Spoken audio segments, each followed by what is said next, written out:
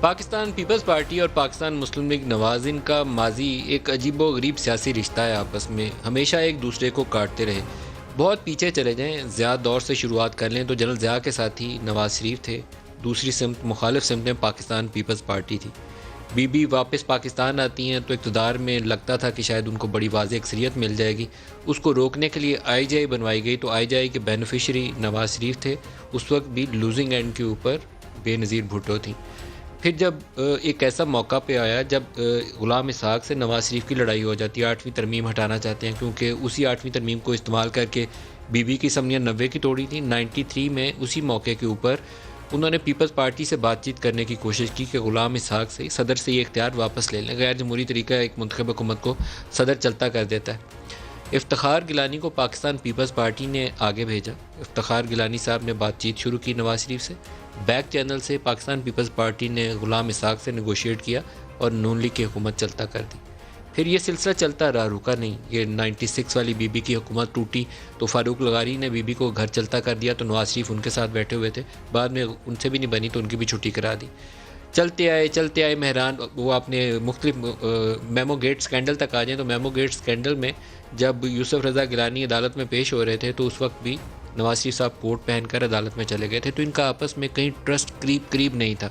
شاید وہ پہلا موقع تھا کہ پی ڈی ایم کے اوپر ایک اجلاس ہوا اور پی ڈی ایم کے اجلاس کے اندر ڈے 1 سے آصف علی زرداری اس حق میں نہیں تھے کہ اسمبلیوں سے استعفے دے کر باہر چلے جائیں، کیونکہ ایک عام تاثر یہ تھا کہ 2018 کے انتخابات میں جتنی قومی اسمبلی کی نشستیں پیپلز پارٹی نے جیتیں اور جتنی تعداد میں ان کو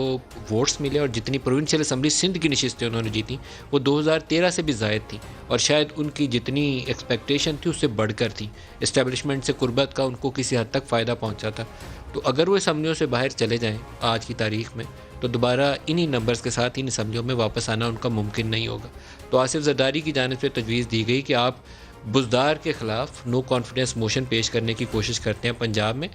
کاف لیگ کو ساتھ ملواتے ہیں پرویز لائی کے۔ خود زرداری صاحب نے پرویز لائی کو ڈپٹی پرائم منسٹر بنا دیا، جس کے اوپر الزام تھا قاتل لیگ کہتے تھے، اور کاف لیگ والے اپنے والد کے قتل کا الزام پیپلز پارٹی پہ لگاتے تھے۔ انہوں نے آپس میں سیاست میں اتحاد کر لیا، تو انہوں نے کہا کہ آپ بزدار کو اٹھانے کے لیے پرویز لائی کو ساتھ شامل کریں، اسٹیبلشمنٹ بھی ناخوش تو یہ سلسلہ آگے چل پڑے گا۔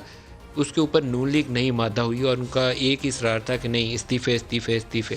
الٹیمیٹلی اتفاق رائے اس بات کے اوپر، اس جملے کے اوپر ہوا کہ مناسب وقت پر دیے جائیں گے۔ اب وہ مناسب وقت کبھی تو آنا ہی تھا، وہ دن آ پہنچا اور پیپلز پارٹی اس سے بیک ٹریک کر گئی۔ بیک ٹریک کرنا اس وقت آسان آپشن نہیں ہے پی ایم ایل این کے لیے، پیپلز پارٹی کے لیے ہے۔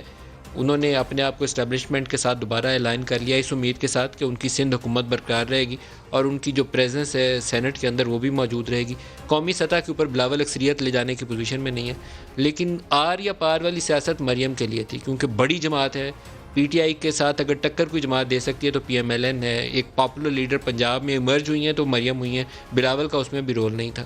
تو اس وقت آر یا پار کی اس جنگ کے اندر ہار جو ہے، بڑا نقصان جو ہے وہ مریم نواز یا پی ایم ایل این کا ہوگا۔ اگر طاقتور طریقے سے کھڑی رہ سکے تحریک انصاف تو ان کے 4-6 بندے انہوں نے پہلے اندر ڈالے ہوئے ہیں، 4-6 اور ٹاپ ٹیئر کے اندر ڈالے ہیں، تو سٹیم رول کر سکتے ہیں اس وقت پی ایم ایل این کو، اگر اچھا پرفارم بھی ساتھ کرنے کی پوزیشن میں ہو، اگر یہ بگ ایف ہے تحریک انصاف اس قابل ہو کہ اچھی گورننس دے سکے۔